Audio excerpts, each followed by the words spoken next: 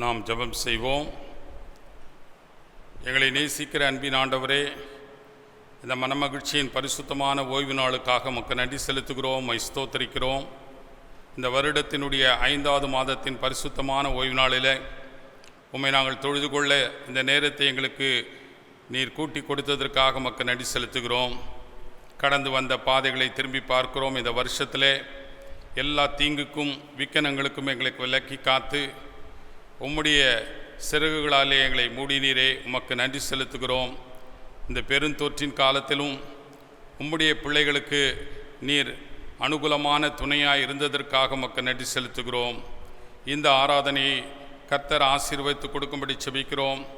நாங்கள் தியானிக்க போகிற வசனங்கள் மூலமாக, பாடுகிற பாடல்கள் மூலமாக தேவனுடைய நாமம் மகிமைப்படும்படியாய் செபிக்கிறோம்.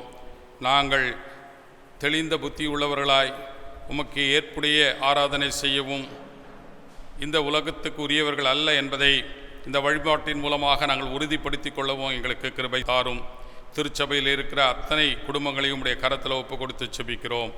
இந்த ஆராதனையின் மூலமாக கர்த்தருடைய நாமம் மகிமைப்படுவதாக. இயேசு கிறிஸ்துவின் நாமத்தில் செபிக்கிறோம் எங்கள் ஜீவனுள்ள நல்ல பிதாவே, ஆமேன். இந்த ஆராதனைக்கு துவக்கமாக நாம் யாவரும் சேர்ந்து பாமாலை 10 போற்றிடு ஆன்மமே என்ற பாடலை பாடுவோம்.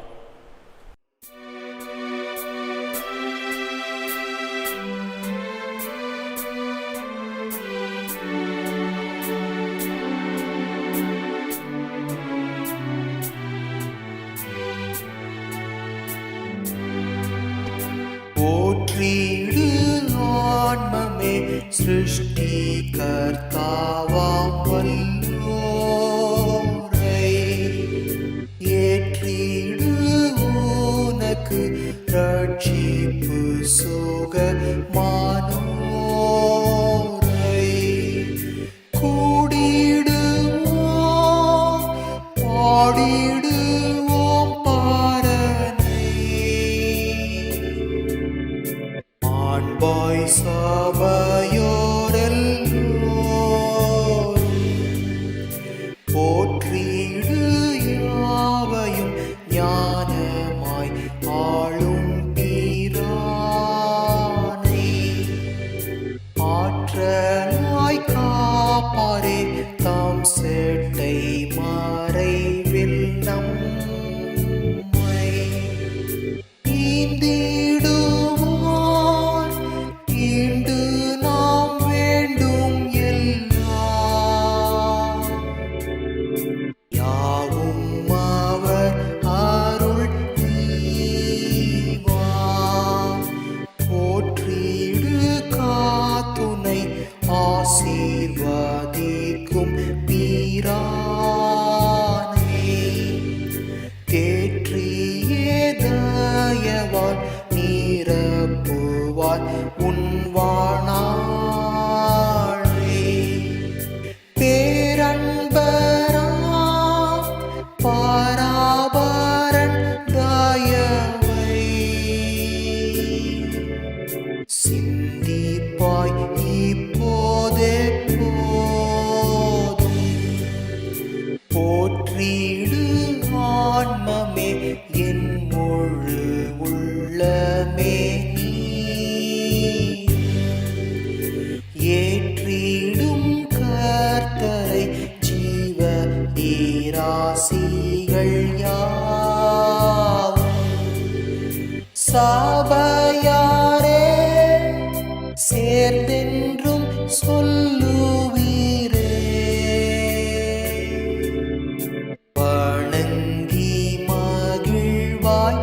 ஆமென். நாம் கடவுளை தொழுவோம். கடவுள் ஆவியாய் இருக்கிறார். அவரை தொழுது கொள்ளுகிறவர்கள் ஆவியோடும் உண்மையோடும் அவரை தொழுது கொள்ள வேண்டும். நம்முடைய பிதாவாகிய கடவுளாலும் கர்த்தராகிய இயேசு கிறிஸ்துவினாலும் உங்களுக்கு கிருபையும் சமாதானமும் உண்டாவதாக. இந்த பரிசுத்தமான ஓய்வு நாள் கடவுள் உண்டு பண்ணின நாள். இதிலே களி கூர்ந்து மகிழ அழைக்கப்படுகிறோம். ஆண்டவரே, எங்கள் உதடுகளை திறந்தருளும். அப்பொழுது எங்கள் வாய் உம்முடைய புகழை அறிவிக்கும். பிதாவுக்கும் குமாரனுக்கும் பரிசுத்தாவிக்கும் மகிமை உண்டாவதாக. ஆதியிலும் இப்பொழுதும் எப்பொழுதும் சதா காலங்களிலும் மகிமை உண்டாவதாக. ஆமீன். திரியேக கடவுளை போற்றுவோம். எங்கள் தந்தையாம் கடவுளே, உமது வல்லமையாலும் ஞானத்தாலும் எல்லாவற்றையும் படைத்து உமது குமாரனை எங்கள் இரட்சகராக தரும்படி உலகத்தில் அன்பு கூர்ந்தீரே, உம்மை போற்றுகிறோம்.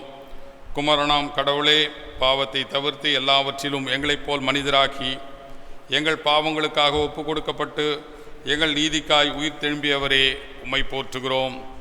பரிசுத்த ஆவியாகிய கடவுளே, எல்லா உண்மைகளுக்குள்ளும் எங்களை வழிநடத்தி கடவுளின் அன்பை எங்கள் நெஞ்சில் பொழிகிறவரே, உம்மை போற்றுகிறோம். பிதா, குமாரன், பரிசுத்த ஆவியாகிய கடவுளே, உமக்கே எக்காலமும் எல்லா புகழும் மகிமையும் உண்டாவதாக. ஆமீன். பிரியமான சகோதர சகோதரிகளே, நமக்கு பாவமில்லை என்போமானால் நம்மை நாமே வஞ்சிக்கிறவர்களாவோம். நமக்குள் உண்மை இல்லை. நம்முடைய பாவங்களை உண்மையாய் அறிக்கையிட்டால் பாவங்களை நமக்கு மன்னித்து எவ்வித அநீதமும் நீங்க நம்மை சுத்திகரிப்பதற்கு இயேசு கிறிஸ்து நம்பத்தக்கவரும் நீதி உள்ளவருமாயிருக்கிறார். நான் எழுந்து என் தகப்பனிடத்திற்கு போய், தகப்பனே, பரத்திற்கு விரோதமாகவும் உமது பார்வையிலும் பாவம் செய்தேன். இனி உம்முடைய மகன் என்று சொல்லப்படுவதற்கு நான் பாத்திரன் அல்லன். உம்முடைய கூலிக்காரரில் ஒருவராக என்னை வைத்துக் கொள்ளும் என்பேன். பரலோக ராஜ்யம் சமீபத்திருக்கிறது. மனம் திரும்பி யாவரும் சுவிசேஷத்தில் நம்பிக்கை வைப்போம். நமது பலவீனங்களுக்காக பரிதபிக்க முடியாத பிரதான ஆசாரியர் நமக்கு இல்லாமல் எல்லா விதத்திலும் நம்மை போல சோதிக்கப்பட்டும் பாவமில்லாத பிரதான ஆசாரியராக இயேசு கிறிஸ்து நமக்கு இருக்கிறபடியால் முழு தைரியத்தோடு அவருடைய கிருபாசன தண்டைக்கு நாம் முழங்கால் படியிட்டு நம்மை நாமே மௌனமாக சோதித்தறிவோமாக. இரண்டாம் பாவ அறிக்கையை சேர்ந்தெடுப்போம். எங்கள் தந்தையாம் கடவுளே, நினைவினாலும் வார்த்தையினாலும் செய்கையினாலும் உமக்கு விரோதமாக பாவம் செய்திருக்கிறோம். முழு மனதோடு நாங்கள் உம்மை நேசிக்கவில்லை. எங்களிடத்தில் நாங்கள் அன்பு கூறுவது போல அயலாரிடத்தில் நாங்கள் அன்பு கூறவில்லை. எங்கள் மேல் இரக்கமாயிருக்க உம்மை வேண்டிக் கொள்கிறோம். எங்கள் பாவ அழுக்கை நீக்கி எங்களை சுத்திகரியும். எங்கள் குற்றங்களை விட்டுவிட எங்களுக்கு உதவி புரியும். எங்கள் ஆண்டவர் இயேசு கிறிஸ்துவின் மூலமாய் வேண்டிக் கொள்கிறோம் பிதாவே. ஆமீன். சர்வ வல்லமையும் மிகுந்த இரக்கமுள்ள ஆண்டவர் மன்னிப்பையும் பாவ நிவர்த்தியும் நமக்கு கட்டளையிட்டருளி வாழ்க்கையை சீர்படுவதற்கான காலத்தையும் தமது பரிசுத்தாவின் கிருபையையும் தேர்தலையும் தந்தருளுவாராக. ஆமீன். ஆண்டவரை துதியுங்கள். ஆண்டவர் நாமம் துதிக்கப்படுவதாக.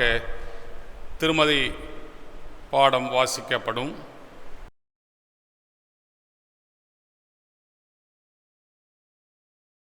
கர்த்தருக்கு ஸ்தோத்திரம். மே மாதம் முதல் ஞாயிற்றுக்கிழமை பரிசுத்த ஓய்வு நாளாகிய இன்றைய தினத்திற்கு கொடுக்கப்பட்ட வேத வாக்கியம், முதலாம் வேத பாடம் 2 ராஜாக்களின் புத்தகம் 4ஆம் அதிகாரம் 27ஆம் வசனம் முதல் 37ஆம் வசனம் வரை. 2 ராஜாக்கள் 4ஆம் அதிகாரம் 27ஆம் வசனம் முதல். பர்வதத்தில் இருக்கிற தேவனுடைய மனுஷனிடத்தில் வந்து அவன் காலை பிடித்து கொண்டாள். அப்பொழுது கேயாசி அவளை விலக்கிவிட வந்தான். தேவனுடைய மனுஷன், அவளை தடுக்காதே, அவள் ஆத்துமா துக்கமாயிருக்கிறது, கர்த்தர் அதனை அறிவியாமல் மறைத்து வைத்தார் என்றான். அப்பொழுது அவள், நான் என் ஆண்டவனிடத்தில் ஒரு குமாரனை வேண்டுமென்று கேட்டதுண்டா? எனக்கு அபத்தம் சொல்ல வேண்டாம் என்று நான் சொல்லவில்லையா என்றாள். அப்பொழுது அவன் கேயாசியை பார்த்து, நீ உன் இடையை கட்டிக்கொண்டு என் தடியை உன் கையில் பிடித்து கொண்டு வழியில் ஒருவனை சந்தித்தாலும் அவனை வினாவாமலும் ஒருவன் உன்னை வினவினாலும் அவனுக்கு மறுமொழி சொல்லாமலும் போய் என் தடியை அந்த பிள்ளையின் முகத்தின் மேல் வை என்றான். பிள்ளையின் தாயோ, நான் உம்மை விடுகிறதில்லை என்று கர்த்தரின் ஜீவனையும் உம்முடைய ஜீவனையும் கொண்டு சொல்கிறேன் என்றாள். அப்பொழுது அவன் எழுந்திருந்து அவள் பின்னே போனான். கேயாசி அவர்களுக்கு முன்னே போய் அந்த தடியை பிள்ளையின் முகத்தின் மேல் வைத்தான். ஆனாலும் சத்தமும் இல்லை, உணர்ச்சியும் இல்லை. ஆகையால் அவன் திரும்பி அவனுக்கு எதிர்கொண்டு வந்து பிள்ளை விழிக்கவில்லை என்று அவனுக்கு அறிவித்தான். எலிசா வீட்டுக்குள் வந்தபோது இதோ அந்த பிள்ளை அவன் கட்டிலின் மேல் செத்து கிடந்தான். உள்ளே போய் தங்கள் இருவருக்கு பின்னாக அவன் கதவை பூட்டி கர்த்தரை நோக்கி வேண்டுதல் செய்து கிட்டே போய் தன் வாய் பிள்ளையின் வாயின் மேலும், தன் கண்கள் அவன் கண்களின் மேலும், தன் உள்ளங்கைகள் அவன் உள்ளங்கைகளின் மேலும் படும்படியாக அவன் மேல் குப்புறப்படுத்து கொண்டான். அப்பொழுது பிள்ளையின் உடல் அனல் கொண்டது. அவன் எழுந்து அறை வீட்டில் இங்கும் அங்கும் உலாவி திரும்ப கிட்ட போய் குப்புறப்படுத்தான். அப்பொழுது அந்த பிள்ளை 7 தரம் தும்மி தன் கண்களை திறந்தான். அப்பொழுது அவன் கேயாசியை கூப்பிட்டு, அந்த சுனேமியாளை அழைத்து கொண்டு வா என்றான். அவளை அழைத்து கொண்டு வந்தான். அவள் அவனிடத்தில் வந்தபோது அவன், உன் குமாரனை எடுத்துக்கொண்டு போ என்றான். அப்பொழுது அவள் உள்ளே போய் அவன் பாதத்திலே விழுந்து தரை மட்டும் பணிந்து தன் குமாரனை எடுத்துக்கொண்டு வெளியே போனாள். கொடுக்கப்பட்ட வேத பாடம் வாசித்து முடிந்தது. தேவனை உமக்கே மகிமை உண்டாவதாக.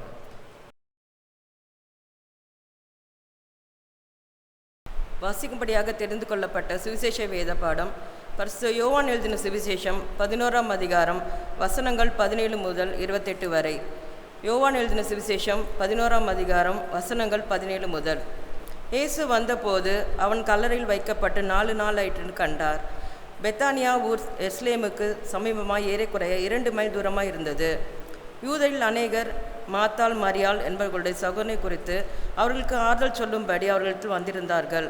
இயேசு வருகிறார் என்று மாத்தாள் கேள்விப்பட்ட போது அவருக்கு எதிர்கொண்டு போனாள். மரியாளோ வீட்டிலே உட்கார்ந்திருந்தாள்.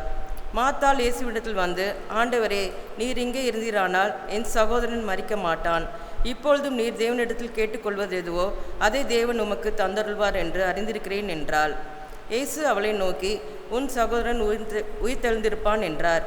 அதற்கு மாத்தாள், உயிர்த்தெழுதல் நடக்கும் கடைசி நாளிலே அவனும் உயிர்த்தெழுந்திருப்பான் என்று அறிந்திருக்கிறேன் என்றாள். இயேசு அவளை நோக்கி, நானே உயிர்த்தெழுதலும் ஜீவனுமாய் இருக்கிறேன். என்னை விசுவாசிக்கிறவன் மரித்தாலும் பிழைப்பான். உயிரோடு இருந்து என்னை விசுவாசிக்கிறவன் எவனும் என்றென்றைக்கும் அறியாமலும் இருப்பான். அதை விசுவாசிக்கிறாயா என்றார். அதற்கு அவள், ஆம் ஆண்டவரே, நீர் உலகத்தில் வருகிறவரான தேவகுமாரனாகிய கிறிஸ்து என்று நான் விசுவாசிக்கிறேன் என்றாள். இவைகளை சொன்ன பின்பு அவள் போய் தன் சகோதரி ஆகிய மரியாளை இரகசியமாய் அழைத்து, போதகர் வந்திருக்கிறார், உன்னை அழைக்கிறார் என்றாள். பாடம் முடிந்தது. கிறிஸ்துவுக்கு உமக்கு ஸ்தோத்திரம் உண்டாவதாக. தேவநாமத்துக்கு மகிமையாக மறுபடியுமாக கீர்த்தனை 70 பாடுவோம். ஆத்துமமே என் முழு உள்ளமே என்ற பாடலை பாடுவோம். ஆத்துமமே என் முழு உள்ளமே உன்னாண்டவரை தொழுதேத்து, இந்நாள் வரை அன்பு வைத்தாதரித்த உன்னாண்டவரை தொழுதேத்து, போற்றிடும் வானோர் பூதலத்துள்ளோர் சாற்றுதற்கரிய தன்மையுள்ள, போற்றிடும் வானோர் பூதலத்துள்ளோர் சாற்றுதற்கரிய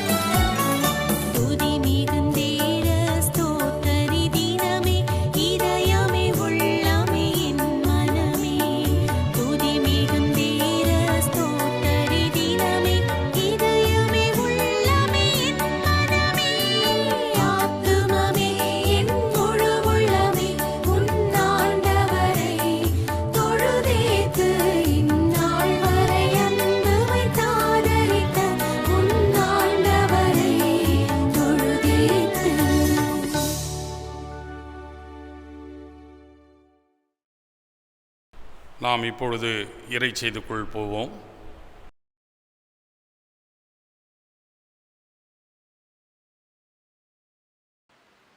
ஆண்டவரை நோக்கி நாம் வேண்டிக் கொள்வோம். அருள் நிறைந்த ஆண்டவரே, மனமோட்சம் இந்த நாளின் வாழ்வுக்காக நாங்கள் நன்றி செலுத்துகிறோம். மீண்டுமாய் ஒரு புதிய வாரத்தை கர்த்தர் எங்களுக்கு கொடுத்திருக்கிறீர்.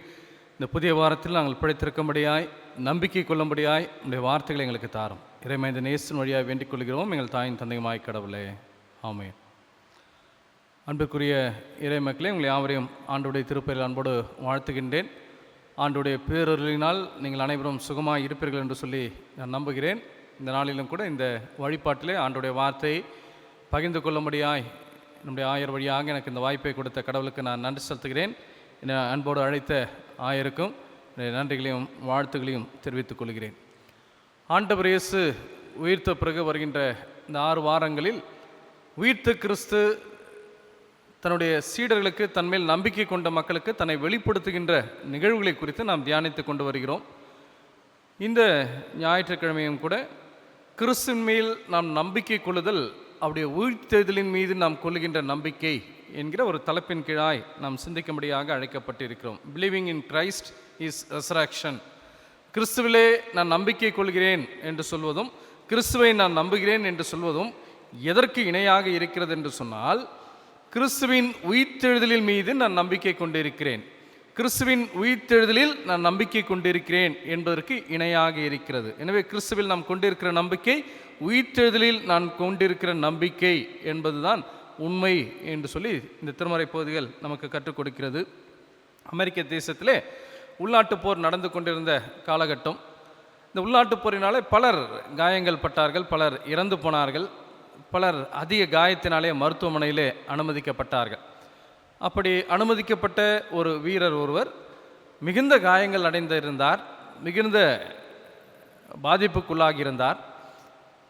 அவர் வருத்தத்தோடு ஒருவேளை தான் மரித்து விடுவோமோ என்ற ஒரு பயத்தோடு தன்னுடைய நாட்களை அவர் நகர்த்தி கொண்டிருந்தார். அப்போது அவருடைய கரங்களில் பார்த்திங்கன்னா எல்லாரும் கவலையோடு இருந்தாலும் இவர் நம்பிக்கையோடு தன் கரங்களில் இருந்த திருமறையை படித்து கொண்டிருந்தார். ஒவ்வொரு நாளும் தனக்கு அதிகமான நேரத்தை இந்த திருமறை படிப்பதிலே அவர் செலவிட்டு கொண்டிருந்தார். நாட்கள் சென்றது, ஒரு சில நாட்கள் சென்றது. அவருடைய உடல்நிலை மிக மோசமடைந்தது. தான் மரிப்பதற்குள்ளாக இந்த திருமறையை படித்து முடித்து விட வேண்டும் என்ற ஒரு ஆவலோடு வேகமாக அதன் பக்கங்களை படித்து முடிக்க ஆரம்பித்தார். ஒரு குறிப்பிட்ட பகுதியை படித்த பின்பு அவருடைய உள்ளம் கவலை தோய்ந்து இருந்த அவருடைய முகம் ஒரு பிரகாசமானது, நம்பிக்கை கொண்ட ஒரு உள்ளமாக மாறியது. அதற்கு என்ன காரணம் என்று சொல்லி அருகில் இருந்தவர்கள் கேட்டபோது அவர் சொன்னார், இதோ இந்த வசனத்தை நீங்கள் பாருங்கள் என்று சொல்லி யோவான் நற்செய்தியாளர் நூல் 11ஆம் அதிகாரம் 25ஆம் வசனத்தை அவர்களுக்கு சுட்டி காட்டினார். உயிர்த்தெழுதலும் வாழ்வும் நானே, என்னில் நம்பிக்கை கொள்பவர் இறப்பினும் வாழ்வர் என்கிற வார்த்தையை படித்தார். இதுவரை மரணத்தை சந்திப்பதற்கு பயத்தோடு இருந்த அவருக்கு ஒரு நம்பிக்கை கிடைத்தது. இனி இந்த மரணத்தை நான் மிகுந்த ஆற்றலோடு எதிர்கொள்ள முடியும். ஏனென்று சொன்னால் என் ஆண்டவர் இந்த மரணத்தை கடந்து செயலாற்ற வல்லமை உள்ளவர் என்பதை நான் உறுதியாக நம்புகிறேன் என்று சொல்லி அவர் அந்த மரணத்தை எதிர்கொள்வதற்கு தன்னை ஆயத்தப்படுத்தி கொண்டார். சில மணி நேரங்களில் அவர் மரித்தும் போனார். ஒருவேளை மரணத்தை எதிர்கொள்வதற்கு எல்லாருக்குமே நமக்கு பயம். மரணம் என்று சொன்னால் முடிந்த அளவிற்கு நாம் வாழ்வதற்கு தான் விரும்புவோம், எவ்வளோ வயதானாலும் சரி. ஆனால் அந்த மரணத்தை எதிர்கொள்வதற்கு, அதை ஏற்றுக்கொள்வதற்கு எப்படி நமக்கு ஆற்றல் கிடைக்கிறது என்று சொல்லி பார்த்தீங்கன்னா, கிறிஸ்துவின் உயிர்த்தெழுதல் அந்த ஆற்றலை நமக்கு கொடுக்கிறது என்று சொல்லி இந்த நிகழ்வு நமக்கு சொல்வதை நாம் பார்க்கலாம்.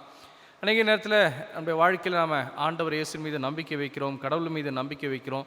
இந்த நம்பிக்கையெல்லாம் பார்த்திங்கன்னா இந்த உலக பொருட்களை, இந்த உலக ஆசீர்வாதங்களை பெற்றுக்கொள்ள வேண்டும் என்பதே நம்முடைய நம்பிக்கையின் இலக்காக இருப்பதை நாம் பார்க்கலாம்.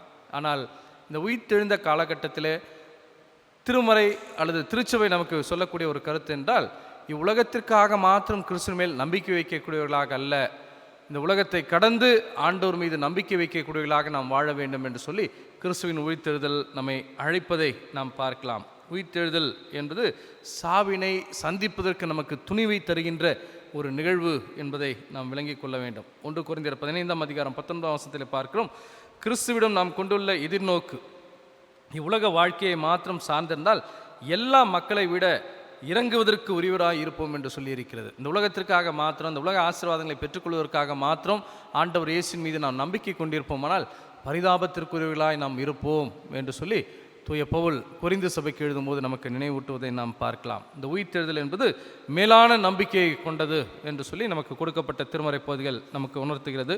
முதல் திருமறை பகுதியாக 2 அரசர் 4ஆம் அதிகாரம் 27 முதல் 37 வசனத்தில் உயிர்த்த கிறிஸ்துவின் மீது நம்பிக்கை கொண்ட சூனேம் என்ற ஊரை சார்ந்த சகோதரியை குறித்து நாம் பார்க்கிறோம். இஸ்ரவேலில் ஆற்றல் வாய்ந்த இறைவாக்கினர்களில் ஒருவராக எலிசா இறைவாக்கினர் இருந்தார். இந்த எலிசா இறைவாக்கினருடைய காலகட்டத்தில் பார்த்திங்கன்னா அவர் இந்த சூனேம் ஊருக்கு போகும்போது இந்த சூனேம் என்கிற ஊர் வழியாக செல்கிறார். அப்போது அந்த ஊரில் இருந்த ஒரு வசதியான ஒரு சகோதரி இந்த எலிசா இறைவாக்கினர் குறித்து கேள்விப்பட்டிருக்கலாம். அவர் என்ன செய்கிறாங்க, இவர்களை வற்புறுத்தி ஒரு பசி நேரத்திலே அவர் செல்லும்போது அவரை வற்புறுத்தி தன்னுடைய வீட்டிற்கு உணவு அளிக்கிறார்கள். அங்கு சற்று ஓய்வெடுத்து செல்லும்படியாக அவரை வற்புறுத்தி கேட்கிறார்கள். ஒவ்வொரு முறையும் அவர் தன் பயணத்தின் போது இந்த ஊரை கடந்து செல்லும் போதெல்லாம் நீங்கள் இங்கு வந்து உணவருந்தி ஓய்வெடுத்து செல்ல வேண்டும் என்று சொல்லி மிகுந்த ஒரு அன்போடு அவரை வற்புறுத்தி அவரை தன்னுடைய இல்லத்திற்கு வரவழைக்கிறார்கள். அது மாத்திரமல்ல, அவர் இந்த இல்லத்திலே வரும்போது அவர் தங்குவதற்காக அவருக்கு இடையூறு இல்லாமல் இருக்க வேண்டும் என்பதற்காக அவருக்காக தன்னுடைய இல்லத்திலே ஒரு அறையும் கூட அவர்கள் ஆயத்தம் செய்து வைத்திருந்தார்கள் என்று சொல்லி திருமறையிலே நாம் பார்க்கலாம். ஒருவேளை இப்படி தன்னை அன்போடு கவனிக்கக்கூடிய இந்த சகோதரிக்கு, இந்த குடும்பத்திற்கு தான் ஏதேனும் செய்ய வேண்டும் என்கிற ஒரு எண்ணம் எலிசா இறைவாக்கினருக்கு தோன்றியது. அதனால் அவர் என்ன செய்கிறார் என்று சொன்னால், அந்த சகோதரியை பார்த்து கேட்கிறார், நான் ஏதேனும் உங்களுக்கு செய்யக்கூடிய உதவி ஏதேனும் உண்டோ? அரசரிடமோ அல்லது படைத்தலைவரிடமோ உங்களுக்காக நான் பரிந்து பேசி ஏதாவது ரெக்கமெண்ட் பண்ணி ஏதாவது ஹெல்ப் பண்ணட்டுமா அப்படின்னு அவர் கேட்குறார். இப்போ வந்து சகோதரி சொல்கிறாங்க, எனக்கு எந்த உதவியும் தேவையில்லை, நான் மிகவும் நலமாக இருக்கிறேன் என்று சொல்லி அவர்கள் பதில் சொல்வதை நாம் பார்க்கலாம். ஒருவேளை இறைவாக்கினுடைய பணியால் இந்த குடும்பத்தை குறித்து அறிந்திருந்தபடியினால் அவர் சொல்கிறார், ஒருவேளை இவர்கள் நன்றாக வசதியான ஒரு சூழலில் இருந்தாலும் இவர்களுக்கு குழந்தை இல்லை என்பது குறையாக இருக்கிறது என்று சொல்லி அவர் இறைவாக்கிடத்தில் சொல்கிறார். உடனே எலிசா தீர்க்கதரிசியும் ஆண்டவரிடத்தில் வேண்டிக் கொண்டு, இந்த சகோதரிக்கு நான் மீண்டும் இந்த இடத்துல வரும்போது உங்களுக்கு ஒரு குழந்தை பிறக்கும் என்று சொல்லி ஆண்டவருடைய திருப்பெயரால் இறைவாக்கு உரைக்கிறார். காலங்கள் சென்றது. கடவுளுடைய கிருபையால் அந்த சகோதரி ஒரு குழந்தையை ஆண்டுடைய கரங்களிலிருந்து பெற்றுக்கொள்கிறார். குழந்தை வளர்ந்தது. ஒரு முறை அந்த குழந்தை இறந்து விடுகிற ஒரு சூழலை தான் இந்த திருமறை பகுதியிலே நாம் பார்க்கிறோம். எலிசா இறைவாக்கிடத்தில் சென்று அவரை வரவழைத்து, இல்லை இந்த குழந்தை மீது அவர் ஜெபித்து ஆண்டுடைய கரத்திலிருந்து இறந்து போயிருந்த அந்த குழந்தைக்கு மீண்டுமாக அவர் அந்த இடத்துல உயிர் பெற்று தருகின்ற ஒரு நிகழ்வை நாம் பார்க்கலாம். ஒருவேளை இறந்த பின்பு உயிர் பெறுதல் என்பது மிக எளிதான ஒன்று அல்ல.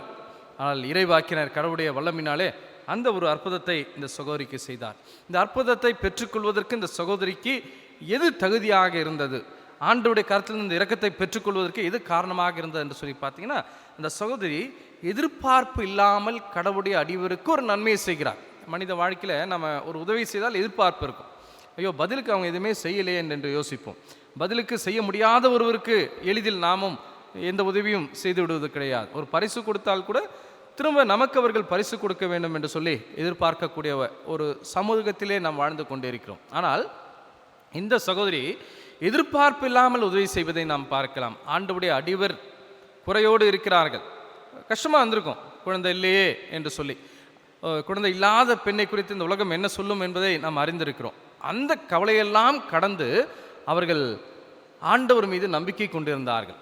ஏதோ கடவுள் குழந்தையை கொடுப்பார் என்பதற்காக மாத்திரம் ஆண்டவர் மேல் விசுவாசம் கொண்டவர்களாக, நம்பிக்கை கொண்டவர்களாக அவர்கள் இருக்கவில்லை. அதனால தான் அந்த அம்மா என்ன செய்கிறான்னு பார்த்தீங்கன்னா, ஆண்டவுடைய அடிவர் மீது அன்பு கொண்டு அவருக்கு பராமரிப்பு பணி செய்வதை, அவருக்கு உதவி செய்வதையும், உணவளிப்பதையும், அவர் தங்குவதற்கு தன்னுடைய இல்லத்தில் இடம் கொடுப்பதையும் தன்னுடைய தலையாய கடமையாக அவர் செய்து வந்தார்கள். இதற்கு பிரதிபலனாக அவர்கள் எதையுமே எதிர்பார்க்கவில்லை. பல நேரங்களில் கடவுளிடத்திலே நாம் ஆண்டவருக்கு கொடுக்கிற காணிக்கை கூட சில காரியங்களை எதிர்பார்த்து கொடுக்கக்கூடியவர்களாக இருப்போம். ஆனால் எந்த எதிர்பார்ப்பு இல்லாமல் இந்த சகோதரி அவர் மீது அன்பு கூர்ந்து, ஆண்டவர் மீது அன்பு கூறுவதற்கு அடையாளமாக அடிவரை பராமரித்தார் என்று சொல்லி பார்க்கலாம். ஒரு எலிசா தீர்க்கதரிசிகளுக்கு நான் ஏதாவது செய்யட்டுமா என்று கேட்கும்போது கூட, நான் நலமாக இருக்கிறேன், எனக்கு எந்த உதவியும் வேண்டாம் என்று சொல்லி பிரதிபலன் எதிர்பார்க்காமல் அவருக்கு உதவி செய்தார்கள் என்று சொல்லி நாம் பார்க்க முடியும். இன்றைக்கு எதிர்பார்ப்பற்ற அன்பை மனிதரிடத்திலே, நம்மிடத்தில் இல்லை திருச்சபை இடத்திலையும் கூட காண்பது மிக அரிதாய் இருக்கக்கூடியது. திருப்பணியிலும் கூட ஈடுபடுகிறவர்களும் கூட எதிர்பார்ப்போடு வாழ்கின்ற ஒரு காலகட்டத்தில் நாம் வாழ்ந்து கொண்டு இருக்கிறோம். ஆனால் இந்த சகோதரி எதிர்பார்ப்பில்லாமல் ஆண்டவருடைய மீது அன்பு கூர்ந்ததினாலே, அவருடைய அடியவர்களை பராமரித்ததினாலே கடவுள் இவர்களுக்கு பெரிய நன்மையை செய்தார். அந்த குழந்தையை கொடுத்தார். அந்த குழந்தை தன் வாழ்வை இழந்து போனது கூட மீண்டுமாக அந்த குழந்தை பெற்றுக்கொள்வதற்கு கடவுள் உதவி செய்ததை நாம் பார்க்கலாம். நம்முடைய வாழ்க்கையிலும் கூட எதிர்பார்ப்பற்ற அன்பை நாம் வெளிப்படுத்துவோம். இவ்வுலக வாழ்விற்காக அல்ல, இந்த உலக ஆசீர்வாதங்களுக்கு அல்ல, இந்த உலக வாழ்க்கையை கடந்த நிலையான ஆசீர்வாதங்களுக்கு நிலை வாழ்வை பெற்றுக்கொள்ளும்படியாய் ஆண்டவர் மீது அன்பு வைக்கும்படியாய் நாம் அழைக்கப்படுகின்றோம். இரண்டாவதாக, உயிர்த்த கிறிஸ்துவில் நம்பிக்கை கொண்ட தூய பவுலுடைய வாழ்க்கையை குறித்து நமக்கு 2ஆம் திருமறை பகுதி நமக்கு சொல்வதை நாம் பார்க்கலாம். திருத்தூதர் பணிகள் 26ஆம் அதிகாரம் 12 முதல் 23ஆம் வசனம் வரை இதற்கான பகுதியில் அடங்கியிருக்கிறது. நற்செய்தியின் பணியின் பொருட்டாக பவுல் கைது செய்யப்படுகிறார். தன் நிலையை விளக்குவதற்காக அகிரிப்ப அரசருக்கு முன்பாக அவர் நியாயம் விசாரிக்கப்படும் போது பவுல் சொல்லக்கூடிய வார்த்தைகளாக இந்த வார்த்தையை நாம் பார்க்கிறோம். யூத சமய நம்பிக்கையில் இருந்து ஆண்டவர் இயேசுவே மீட்பர் என்று சொல்லி அவர் அறிவிக்க ஆரம்பித்தார். இந்த அவருடைய பணிதான் அவருக்கு பெரிய பிரச்சனைகளை ஏற்படுத்தி தருகிறது என்று சொல்லி நாம் பார்க்கலாம். திருத்தூதர் பணிகள் 26ஆம் அதிகாரம் 12 முதல் 23 வசனம் வரை படையதில் தன்னுடைய வாழ்க்கையை குறித்து, தன்னுடைய நம்பிக்கை குறித்து பவுல் பகிர்ந்து கொள்கிறார். யூத சமய நம்பிக்கையின் அடிப்படையிலே தான் வைராகியமுள்ள ஒரு பரிசேயராக வாழ்ந்தேன் என்று சொல்லியும், தன்னுடைய வைராகியத்தின் நிமித்தமாக இயேசுவே மேசியா என்று சொல்லி அறிக்கையிடுகிற ஒவ்வொருவரையும் துன்புறுத்துவதற்காக அதிகாரம் பெற்றவராக அவர் இருந்தார். அந்த துன்புறுத்தல் பணியிலே தன்னை முழுமையாக ஈடுபடுத்தி கொண்டார். அதுதான் இந்த பகுதியில் அவர் சொல்வதை நாம் பார்க்கலாம். அவர்களை தமஸ்குக்கு செல்லும்போது கூட தலைமை குருக்களிடம் அனுமதியும் அதிகாரியும் பெற்று தான் செல்லும்போது ஆண்டவர் இயேசு, சிலுவையில் அறையப்பட்ட ஆண்டவர் இயேசு எவ்வாறு தன்னை சந்தித்தார் என்றும், முள்ளில் உதைக்கிறது உனக்கு கடினமாமே, நீ துன்பப்படுத்துகிற கிறிஸ்து நானே என்று சொல்லி தூய பவுலுக்கு தன்னை வெளிப்படுத்தி, தன் பெயரின் பொருட்டு கிறிஸ்துவை அறியாத பிற இன மக்களுக்கு நற்செய்தியை அறிவிக்கும்படியாக நான் உன்னை தெரிந்து கொள்கிறேன் என்று சொல்லி கிறிஸ்து தனக்கு கொடுத்த அழைப்பையே தான் நிறைவேற்றி கொண்டிருக்கிறேன் என்று சொல்லி தூய பவுல் இந்த பகுதியில் சொல்வதை நாம் பார்க்கலாம். ஒருவேளை அவர் சொல்றார், பிற இனத்தவரிடமே உன்னை அனுப்புவேன், நீ அவர்களை இருளிலிருந்து ஒழிக்கும் சாத்தானின் அதிகாரத்திலிருந்து கடவுளத்திற்கும் திரும்பமாறு அவருடைய கண்களை திறக்க வேண்டும் என்று சொல்லி ஆண்டவர் அழைத்ததாகவும், இந்த அழைப்புக்கு கீழ்ப்படிந்தே தான் நற்செய்தி பணியை செய்து வருவதாக தூய பவுல் இந்த இடத்துல தெரிவிப்பதை நாம் பார்க்கலாம். அவருடைய நற்செய்தி பணியின் பொருட்டு துன்புற்று ஆண்டவர் இயேசு மரணத்தை ஏற்றுக்கொள்கிறார். தன்னுடைய உயிர்த்ததின் வழியாக யூத மக்களும் பிற இனத்தாரும் அவர் ஒளிபெற செய்வார். இதையே மோசேயும் இறைவாக்கினரும் சொல்லியதாக தூய பவுல் இங்கு குறிப்பிடுவதை நாம் பார்க்கலாம். ஒருவேளை கிறிஸ்துவின் மீது நம்பிக்கை கொண்டது நிமித்தமாக, ஒருவேளை பொதுவாக நாம் கடவுள் மேல் வைத்திருக்கிற நம்பிக்கை, பக்தி, இதெல்லாம் பார்த்தீங்கன்னா நம்ம ஒரு எதிர்பார்ப்போடு ஏதேனும் ஒன்று ஆண்டவர் நமக்கு கொடுப்பார் என்கிற ஒரு எதிர்பார்ப்பு நம்முடைய எல்லாருடைய உள்ளத்திலும் இருக்கும். என்னுடைய விசுவாசத்திற்கேற்ற பலன் எனக்கு வேண்டும், என்னுடைய பக்திக்கேற்ற பலன் எனக்கு வேண்டும் என்று சொல்லி நாம் ஒவ்வொருவரும் விரும்புவோம். ஆனால் இந்த பகுதியில் நீங்கள் பார்த்தீங்கன்னா கிறிஸ்துவை முழுமையாக ஏற்றுக்கொண்டு அவருடைய உயிர்த்ததிலே அறிவித்த பவுல் இங்கு துன்பத்தையே தன்னுடைய வாழ்க்கையிலே அவர் அதிகமாக அடைந்தார் என்று சொல்லி இந்த பகுதியிலே நாம் பார்க்கலாம். அதனால தான் அவர் சொல்றார், முதலில் தமஸ்குவிலும் பின்பு எருசலேமிலும் யூதாவில் அனைத்து போதிலும் வாழ்வரிடமும் பிற இனத்தவரிடம் சென்று அவர்கள் மனம் மாறி கடவுளிடம் திரும்ப வேண்டும் என்று, மனம் மாறியவர்கள் என்பதை அதற்கேற்ற செயல்களால் அவர்கள் காட்ட வேண்டும் என்று சொல்லி நான் அறிவித்தேன் என்று சொல்லி பவுல் 26ஆம் அதிகாரம் 20ஆம் வசனத்தில் குறிப்பிடுவதை நாம் பார்க்கலாம். அவர்களை கிறிஸ்துவை ஏற்றவர்களை துன்பப்படுத்தியவர், கிறிஸ்துவை ஏற்றவர்களை துன்பப்படுத்துவதை தன்னுடைய தலையாய பணியாக கடவுளுக்கு பணி செய்வதாக நினைத்து செய்தவர், இப்போது ஆண்டவர் தன்னை சந்தித்த போது முழுமையாக கிறிஸ்துவிடத்திலே தம்மை ஒப்புக் கொடுக்கிறார். துன்புறுத்தியவர் துன்பத்தை ஏற்றுக்கொள்ளக்கூடிய அளவிற்கு தன்னை ஆயத்தம் செய்து கொள்வதை நாம் பார்க்கலாம். பவுலுடைய வாழ்க்கையில் நீங்கள் பார்த்தீங்கன்னா அவரில் உடலில் பட்ட கைகுட்டை துண்டுகளை கொண்டு வந்து நோயுற்றோர் மீது வைத்ததும் பிணிகள் அவர்களை விட்டு நீங்கும், பொல்லாத ஆவிகள் வெளியேறும் என்று சொல்லி அப்போஸ்தலர் 19ஆம் அதிகாரம் 11-12ஆம் வசனத்திலே நாம் பார்க்கலாம். பாருங்க, அவர் மேலே போட்டிருக்க அந்த துணியை கூட கொண்டு வந்து போட்டால் நோயாளிகள் குணமாகக்கூடிய அளவிற்கு வல்லமை உடையவராக தூய பவுல் இருந்தார். ஆனால் அவருடைய வாழ்க்கையிலே அவர் சொல்லும்போது சொல்கிறார், குறையோடு தான் அவர் இருந்தார். ஒரு முள் எனக்கு கொடுக்கப்பட்டிருந்தது, இதை எடுத்து விடும்படி கடவுளத்தில் கேட்டுக்கொண்டேன், என் கிருபை உனக்கு போதும் என்று சொல்லி ஆண்டவர் சொன்னார் என்று சொல்லி தன்னுடைய பலவீனத்தை ஏற்றுக்கொண்டவராக, தான் பலவீனனாய் இருக்கும்போதே பிறருக்கு பலன் கொடுக்கக்கூடிய ஒருவராக ஆண்ட பவுல் வாழ்ந்து வந்தார். அதுதான் உயிர்த்தெழுதல் மீது வைத்திருக்கிற நம்பிக்கை. இந்த உயிர்த்தெழுதல் மீது நான் வைத்திருக்கிற நம்பிக்கை என் சுயத்திற்காக, என் சுய வாழ்விற்காக நான் எடுத்துக்கொள்கிற அல்லது பெற்றுக்கொள்கிற நம்பிக்கை அல்ல. மாறாக பிறருக்கு நலம் பயக்கும்படியாய் நான் வாழ்கின்ற வாழ்க்கைக்கு அடையாளமாக உயிர்த்தெழுதல் இருப்பதை நாம் பார்க்கலாம்.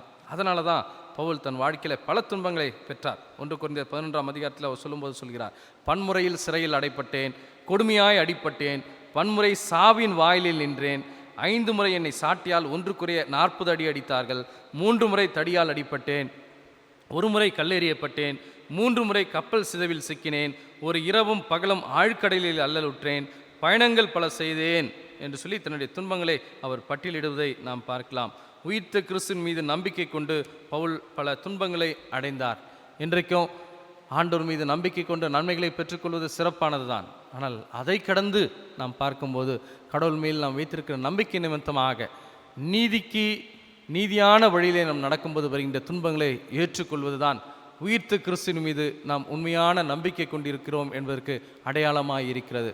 எனவே ஆண்டவர் மீது நாம் வைத்திருக்கிற நம்பிக்கை துன்பங்களை ஏற்றுக்கொள்வதற்கு, அநீதி நடக்கும்போது அதை தட்டி கேட்க வேண்டும். ஆண்டவர் இயேசுவை போன்று நீதிக்காக போராடுகிற மக்களாக இருக்க வேண்டும். அப்போ தான் ஆண்டவர் இயேசுவை போன்று, தூய பவுலை போன்று நாமும் கிறிஸ்துவின் உயிர்த்தெழுதலில் நம்பிக்கை கொண்ட மக்கள் என்பது விளங்கும். 3ஆவதாக நமக்கு கொடுக்கப்பட்ட திருமறை பகுதியிலே பார்க்கிறோம், உயிர்த்த கிறிஸ்துவின் மீது நம்பிக்கை கொண்ட ஆண்டவர் இயேசுவின் சீடர்களை குறித்து நாம் பார்க்கிறோம். யோவான் நற்செய்தி நூல் 11ஆம் அதிகாரம் 17 முதல் 28ஆம் வசனத்தில் ஆண்டவர் இயேசுவினுடைய நண்பராக இருந்த லாசரு இறந்து விடுகின்ற நிகழ்வையும் அவரை ஆண்டவர் இயேசு மீண்டுமாக உயிரோடு எழுப்பக்கூடிய நிகழ்வை குறித்து இந்த பகுதியிலே நாம் பார்க்கிறோம். லாசரு இறந்து 4 நாள் ஆயிற்று என்று சொல்லி திருமறையிலே குறிப்பிடப்பட்டிருக்கிறது. ஒருவேளை அவருடைய சகோதரி மார்த்தா ஆண்டவர் இயேசுவை எதிர்கொண்டு செல்லும்போது, ஆண்டவரே நீர் இங்கே இருந்தீரானால் என் சகோதரன் இறந்திருக்க மாட்டான் என்று சொல்லி தன்னுடைய நம்பிக்கையையும் அவர் வெளிப்படுத்துவதை நாம் பார்க்கலாம். இயேசுவின் வார்த்தையில் முழுமையாய் அவர்கள் நம்பிக்கை கொண்டார்கள். யூத சமூகத்திலே ஒருவர் இறந்து விட்டால் 7 நாட்கள் துக்கம் கொண்டாடுவார்கள். அதைத் தொடர்ந்து 30 நாட்கள் துக்கம் கொண்டாடுவார்கள். இந்த நாட்களிலே அநேகர், இந்த முதல் 7 நாட்களில் பார்த்திங்கன்னா அநேகர் உறவினர்கள், நண்பர்கள் வந்து இந்த குடும்பத்தை துக்கம் விசாரிப்பார்கள்.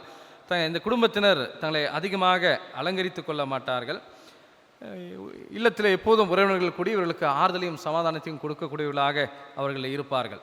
இந்த 7 நாளை தொடர்ந்து வரும் 30 நாட்கள் கூட துக்க நாட்களாக அங்கே நினைவு கூறப்பட்டது என்று சொல்லி பார்க்கலாம். யோவான் 11ஆம் அதிகாரம் 19ஆம் வசனத்தில் இதை குறித்து நாம் பார்க்கலாம். இறந்தவர்கள் உயிர்த்தெழுவார் என்கிற நம்பிக்கை தொடக்க கால இஸ்ரவேலில் இல்லை.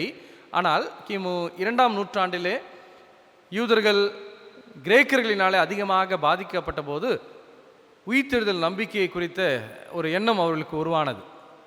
அதில் பார்த்திங்கன்னா பரிசேயர்கள் உயிர்த்தெழுதல் உண்டு என்று நம்பினார்கள். ஆனால் யூத சமயத்தில் இருக்கக்கூடிய மற்றொரு பிரிவாக இருந்த சதுசேயர்கள் இந்த உயிர்த்தெழுதலில் மீது நம்பிக்கை கொள்ளவில்லை என்று சொல்லி திருமறையிலே நாம் பார்க்க முடியும். மார்த்தாவும் கூட இந்த உயிர்த்தெழுதல் மீது நம்பிக்கை கொண்ட ஒருவராகவே அவர் இருந்தார். ஒருவேளை லாசருடைய வாழ்க்கையில் நடந்தது ஒருவேளை நம்ம மரணத்தின் இறுதியில், இந்த உலகத்தின் இறுதியில் நடக்கக்கூடிய ஒரு உயிர்த்தெழுதல் நிகழ்வல்ல, மாறாக இறந்த அவரை கடவுள் உயிர்த்தெழ செய்கிறார்.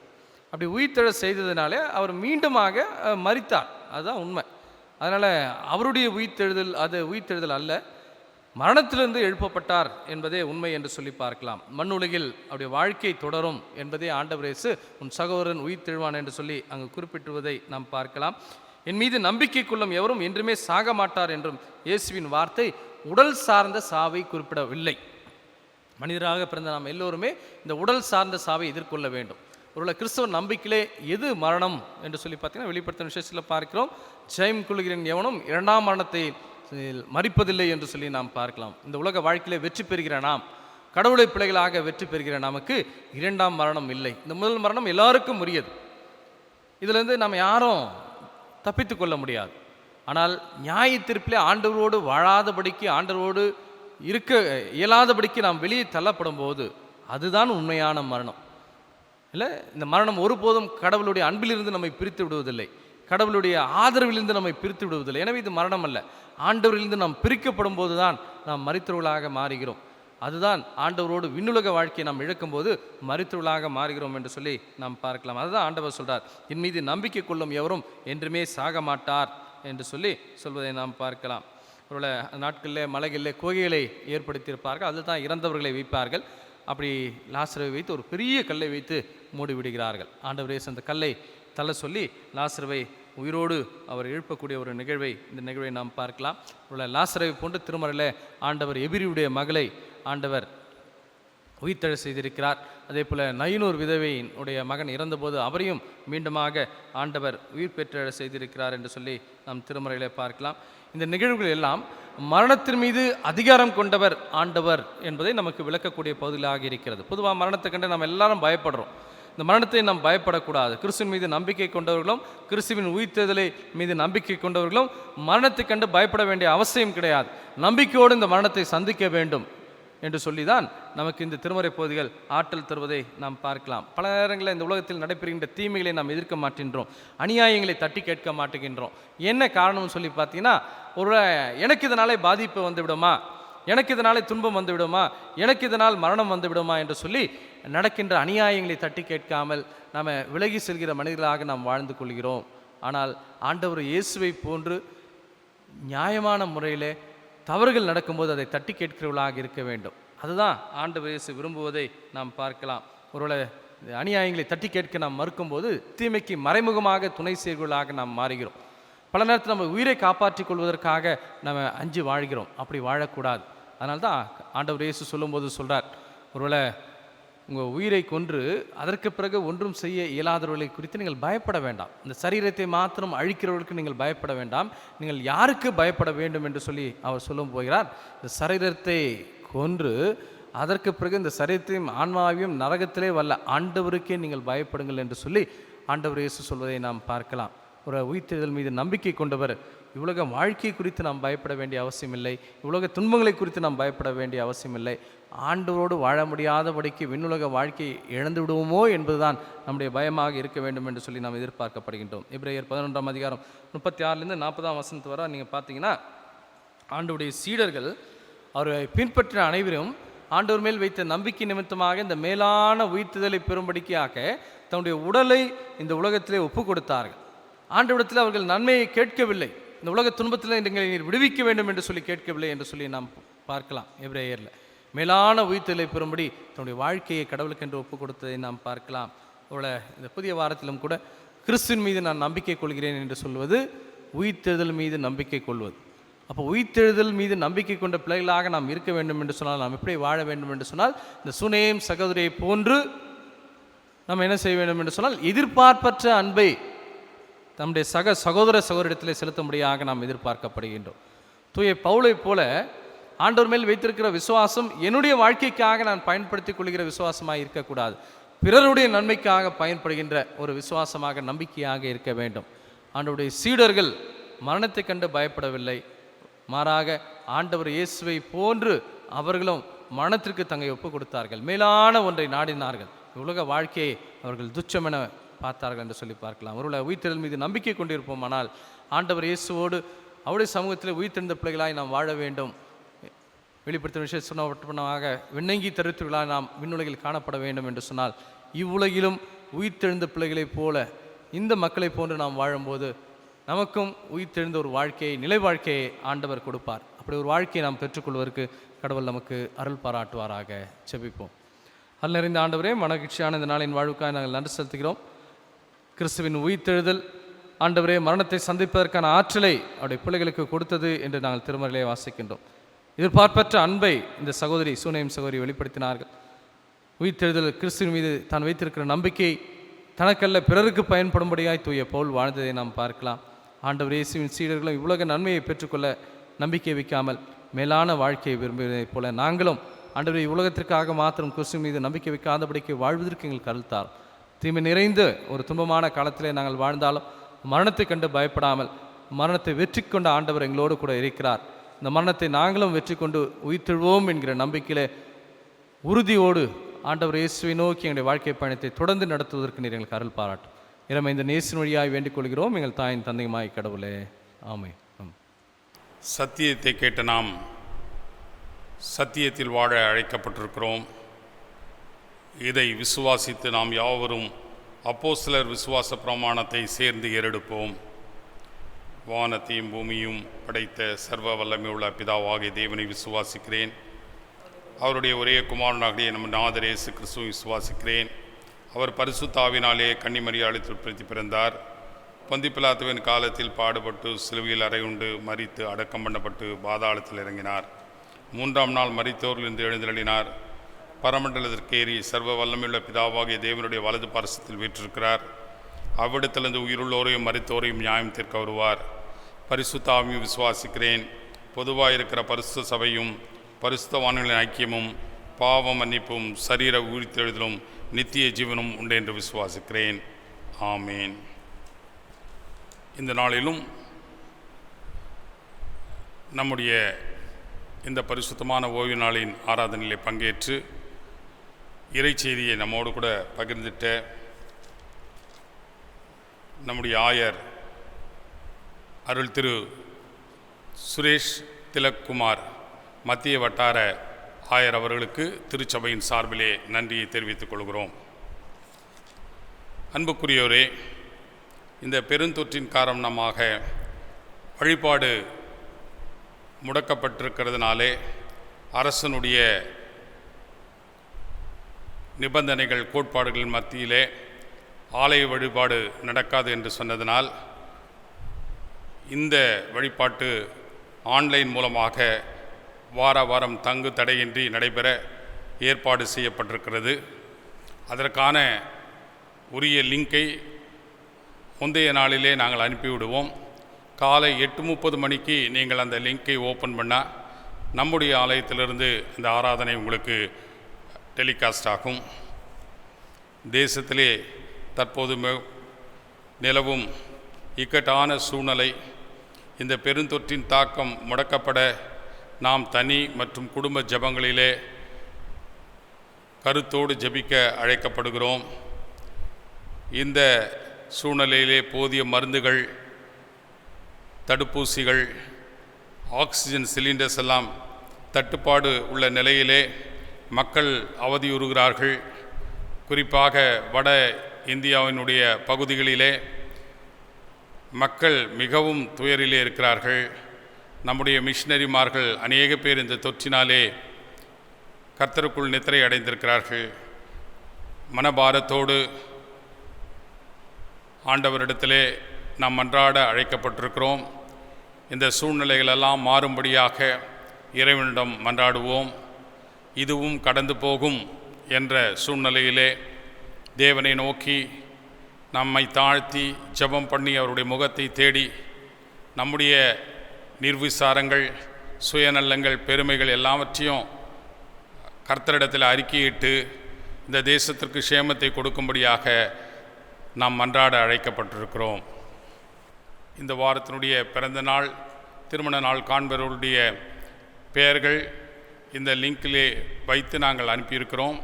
அதை பார்த்து கொள்ளவும் உங்களுக்காக நாங்கள் ஜெபிக்கிறோம். திருச்சபையாக இந்த வாரத்திலே பிறந்த நாளை காண்கிற 12 நம் திருச்சபையினுடைய அங்கத்தினர்களுக்கும் 5 திருமண தம்பதிகளுக்கும் திருச்சபையின் சார்பிலே மனமாற வாழ்த்தி, கர்த்தர் உங்களோடு கூட எப்பொழுதும் இருக்கிறார்.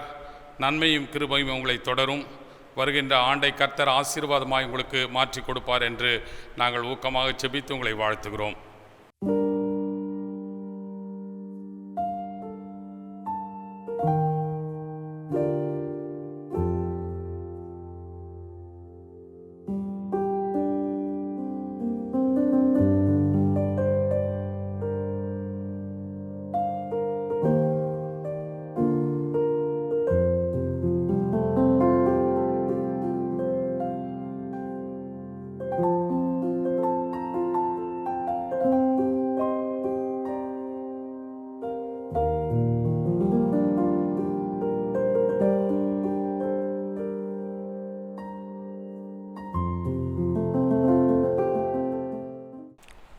ஆண்டவருடைய நாமத்திற்கு மகிமையாக மறுபடியுமாக புத்தெழுச்சி பாடல்களிலே 380வது பாடல், கர்த்தரை நம்பியே ஜீவிப்போம், கவலை கஷ்டங்கள் தீர்ந்திடும் என்ற பாடலை பாடுவோம்.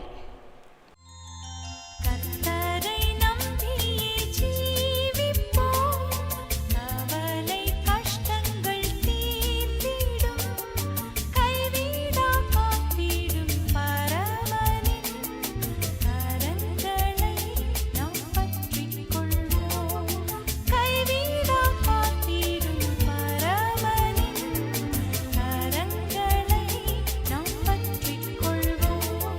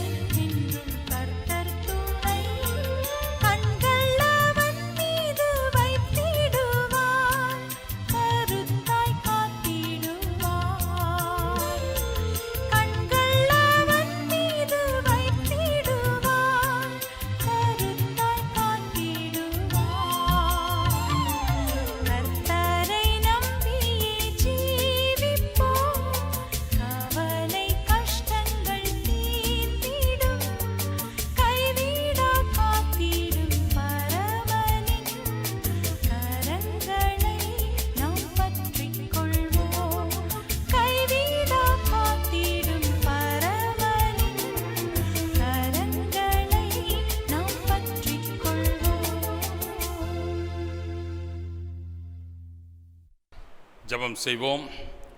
மகா இரக்கமும் பரிசுத்தமும் நீதியுமுள்ள எங்கள் அன்பின் ஆண்டவரே, இந்த மே மாதத்தினுடைய பரிசுத்தமான ஓய்வு நாளினுடைய ஆராதனை வேலை முழுவதும் எங்களோடு கூட இருந்து உம்முடைய திருவசனங்கள் மூலமாக எங்களோடு கூட நீர் பேசினதற்காக உமக்கு நன்றி செலுத்துகிறோம்.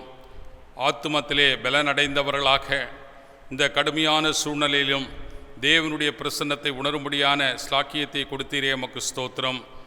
அப்பா பிதாவே என்று அழைக்கக்கூடிய புத்திர சுவீகாரத்தை கொடுத்து உம்முடைய பிள்ளைகளாய் இயேசு கிறிஸ்துடைய இரத்தத்தினாலே மீட்கப்பட்டவர்களாக நாங்கள் ஆண்டவரே இந்த உலகத்திலே வேறுபடுத்தப்பட்டவர்கள் உமக்காக சாட்சிகளாக வாழ அழைக்கப்பட்டிருக்கிறோம். இந்த தேசத்திலே இப்பொழுது கடந்து போயிருக்கிற இந்த கடுமையான சூழ்நிலையிலே தேவனுடைய உன்னதமான கரம் எங்களை தாங்கி வழிநடத்துவதற்காய் ஸ்தோத்திரம். வேடனுடைய கண்ணுக்கும் பாழாக்கும் கொள்ளை நோய்க்கும் எங்களை தப்புவித்த உம்முடைய மகா பெரிய கிருபைக்காய் தயவுக்காய் உமக்கு நன்றி செலுத்துகிறோம். உன்னை தொடுகிறவன் என் கண்மணியை தொடுகிறான் என்ற வசனத்தின்படி அப்பா இதுவரையிலும் எங்களை பாதுகாத்து உம்முடைய கண்மலை வெடிப்பிலே எங்களை மறைத்து வைத்தீரே, அதற்காய் ஸ்தோத்திரம். இந்த திருச்சபையினுடைய ஒவ்வொரு அங்கத்தினரையும் உடைய கரத்தில் ஒப்புக் கொடுக்கிறோம். ஆண்டவரே, எல்லா சேதத்துக்கும் எல்லா விதமான நாசமோசங்களுக்கும் எங்களை விலக்கி காத்து ஆண்டவரே நீர் போஷித்து வருகிற உம்முடைய அன்புக்காய் உமக்கு ஸ்தோத்திரம். ஆண்டவரே, உம்மை துதிக்கிறோம், உம்மை ஸ்தோத்திரிக்கிறோம். இன்னுமாய் நாங்கள் உம்மிடத்திலே கிட்டி சேருவதற்கான இந்த காலத்தை உணர்ந்து தேவனை ஆண்டவரே நாங்கள் கிட்டி நெருங்க எங்களுக்கு கிருபை தாரும்.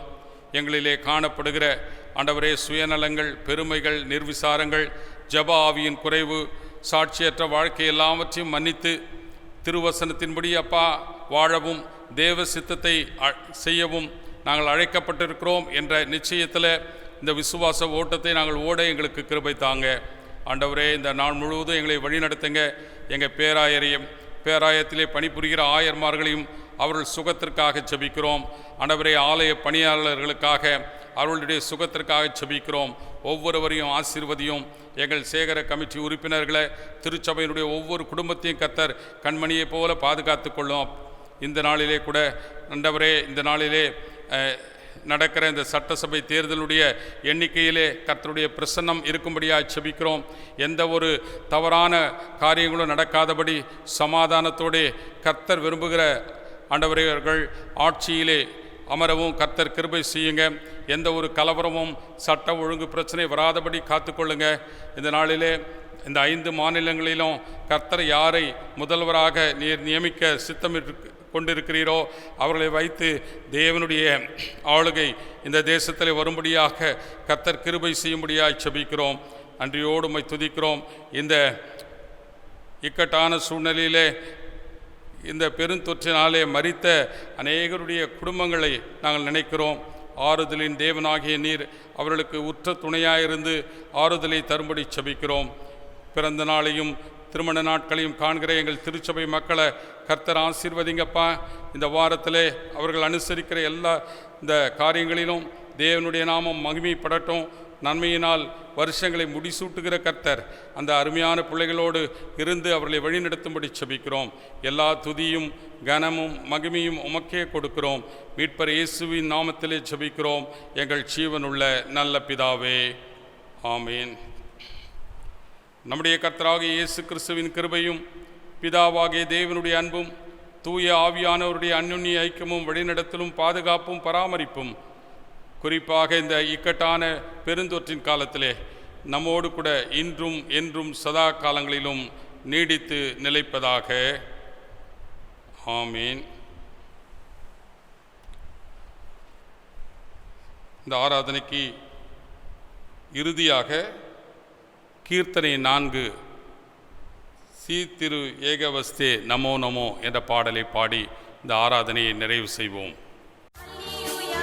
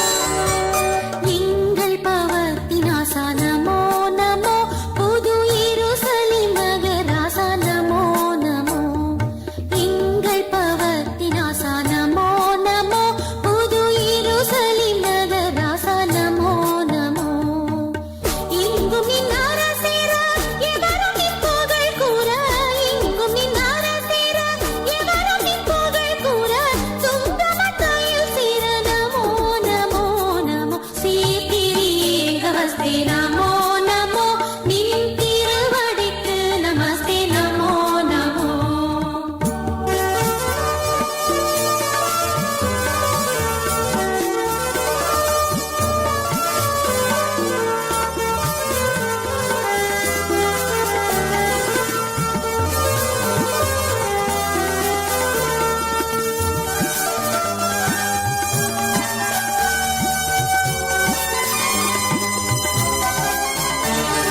பரிசுத்த ஆவிதேவா நமோ நமோ வீரபலமளித்தேமை காவா நமோ நமோ பரிசுத்த ஆவிதேவா நமோ நமோ வீரபலமளித்தேமை காவா நமோ நமோ கலிசித்து தானர் புத்தி கவடாற்று மன சுத்தி கலிசித்து தானர் புத்தி கவடாற்று மன சுத்தி திருமலை பற்றும் பக்தி நமோ நமோ நமோ சீர்திரியேகவஸ்தே நமோ நமோ நின் திருவடிக்கு நமஸ்தே நமோ நமோ சீர்திரியேகவஸ்தே நமோ நமோ நின் திருவடிக்கு நமஸ்தே நமோ நமோ